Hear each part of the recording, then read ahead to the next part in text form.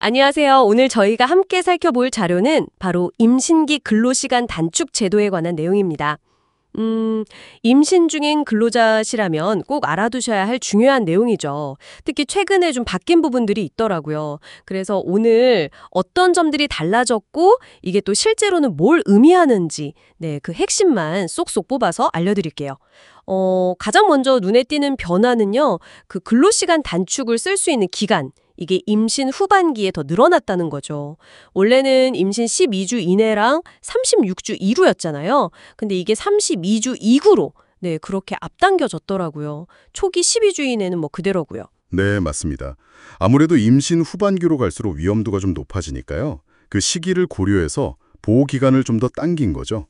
그래서 법적으로 임신 12주 이내 또는 이제 32주 이후 이 기간에 해당하는 근로자가 하루 최대 2시간이요. 근로시간 단축을 신청하면 이건 사업주가 반드시 허용해야 합니다. 네. 이게 이 제도의 가장 기본적인 뼈대라고 보시면 돼요. 아, 반드시 허용해야 한다. 그 점이 중요하군요. 혹시 만약에 사업주가 이걸 거부하면요. 그럼 어떻게 되나요? 그게요. 법적인 의무사항이거든요. 그래서 정당한 이유 없이 거부하면 500만 원 이하 과태료가 부과될 수 있습니다. 근로자 권리 보호를 위한 최소한의 장치라고 할 수 있겠죠. 그리고 또 하나 주목할 만한 중요한 개편 내용이 있는데요. 바로 고위험 임신 근로자에 대한 보호가 강화됐다는 점입니다. 자료에 보면 특정 질병 코드들이 쭉 나와 있잖아요. 예를 들어 513 분만 전 고혈압이라던가 524 임신 중 당뇨병, 530 다태 임신 같은 거요. 이런 진단을 받은 경우에는 임신 기간 전체에 걸쳐서 근로시간 단축을 사용할 수 있게 된 겁니다. 와, 그러니까 일반적인 경우에는 딱 정해진 기간, 12주 이내 또는 32주 이후 이렇게만 되는데 의학적으로 좀 조산이나 유산 위험이 큰 그런 고위험 상황으로 진단받으면 임신 기간 내내 쓸 수 있도록 문을 열어줬다 이 말씀이시네요? 와, 이건 정말 실질적으로 큰 도움이 되겠는데요? 네, 맞습니다. 단순히 기간만 그냥 늘린 게 아니고요. 네. 의학적으로 정말 필요성이 높은 경우를 딱 구체적으로 명시해서 보호 범위를 넓혔다. 거기에 좀 의미가 있습니다. 태아랑 산모 건강을 최우선으로 생각한 조치라고 볼 수 있죠. 그렇죠. 그런데 이렇게 근로시간이 줄어들면 혹시 급여도 좀 그만큼 줄어드는 거 아닐까 이렇게 걱정하시는 분들 진짜 많을 것 같아요. 이게 현실적인 문제니까요. 그 부분은 전혀 걱정 안 하셔도 됩니다. 법으로 명확하게 금지하고 있어요. 임신기 근로시간 단축, 이걸 이유로 임금을 깎는다. 이건 안 됩니다. 만약에 깎으면 그건 임금 체불에 해당돼서 법적 처벌까지 받을 수 있거든요. 근로시간은 줄어도 임금은 그대로. 이게 원칙입니다. 다행이네요. 임금 걱정은 덜었고요. 그럼 그 기간 계산하는 거요. 조금만 더 명확하게 짚어주시겠어요?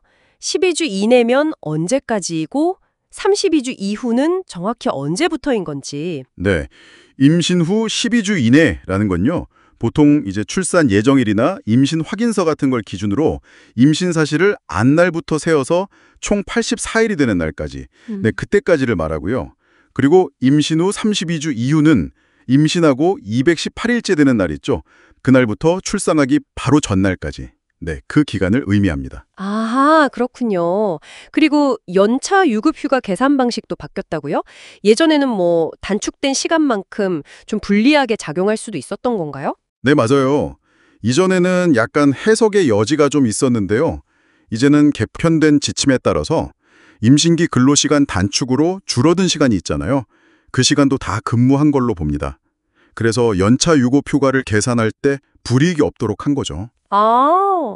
그러니까 예를 들어 하루 8시간 일하는 분이 2시간 단축해서 6시간만 일했어도 연차 계산할 때는 그냥 8시간 일한 걸로 쳐준다. 이런 뜻이군요. 네, 정확합니다.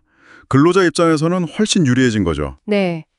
그리고 또 궁금한 게 혹시 근로계약서를 새로 써야 하는지 근무 시간이 달라지니까요.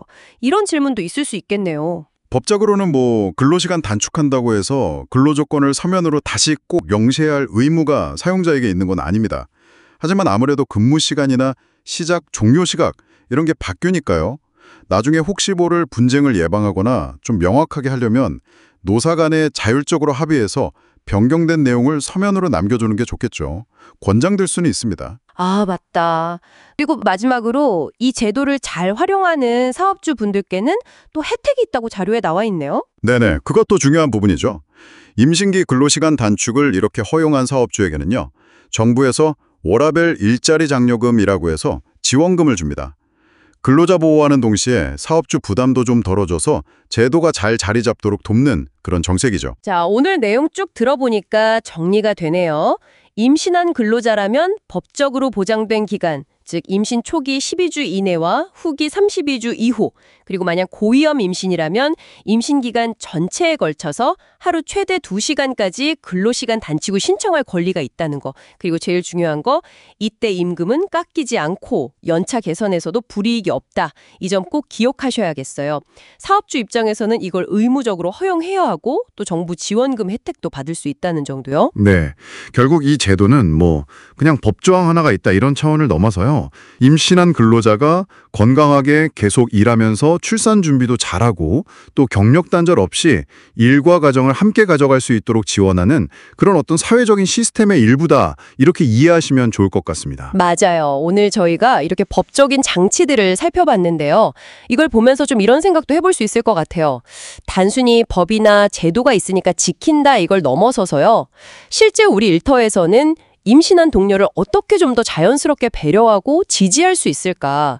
이게 특별 대우해준다거나 시혜를 베푼다 이런 느낌이 아니라요. 정말 동등한 동료로서 서로 존중하면서 건강하게 같이 일할 수 있는 문화, 그런 문화를 만들려면 우리 각자의 자리에서 뭘 더 할 수 있을지 잠시 한번 고민해보는 것도 좋지 않을까? 네, 그런 생각이 드네요. 네.